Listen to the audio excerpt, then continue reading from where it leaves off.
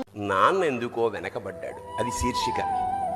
అమ్మ 9 నెలలు మోస్తే నాన్న 25 ఏళ్ళు.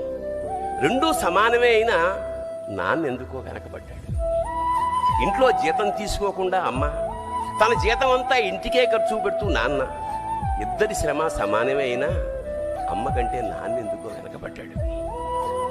ఏది కావాలి అంటే అది వడ్డీ పెడుతూ అమ్మ, ఏది కావాలంటే అది కొని పెడుతూ నాన్న.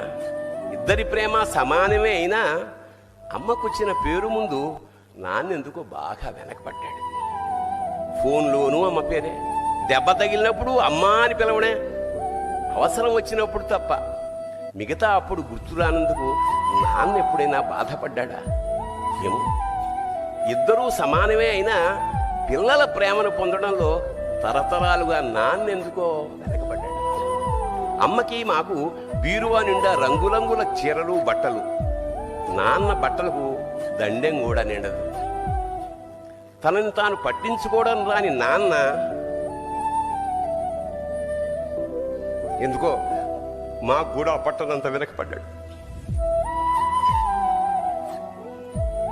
అమ్మకి అన్నో కొన్నో బంగారు నగలు, నాన్నకి బంగారం అంచున్న పట్టు పంచి ఒకటే.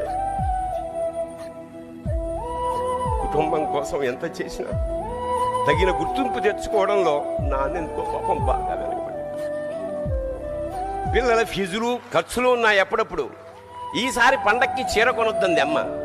ఇష్టమైన కూర అని చెప్పి పిల్లలు మొత్తం తినేస్తే ఆ పూటకి పచ్చడి మెతుకులతోనే ఇష్టంగా తినే నాన్న, ఇద్దరి ప్రేమ ఒకటే అయినా మా అమ్మ కంటే నాన్న చాలా వెనకబడ్డాడు. వయసు మళ్ళాక అమ్మ అయితే ఇంట్లోకి పనికొస్తుంది. నాన్న ఎందుకు పనికిరాడని మేము తీర్మానం చేసుకున్నప్పుడు కూడా వెనకబడింది నాన్నే. నాన్న ఇలా వెనకబడిపోవడానికి కారణం ఆయన మా అందరికీ వెన్నెముక కావడమే. వెన్నెముక వెనక ఉండబట్టే కదా దన్నుగా నిలబడగలుగుతున్నాం. ఇదేనేమో నాన్న వెనకబడిపోవడానికి కారణం.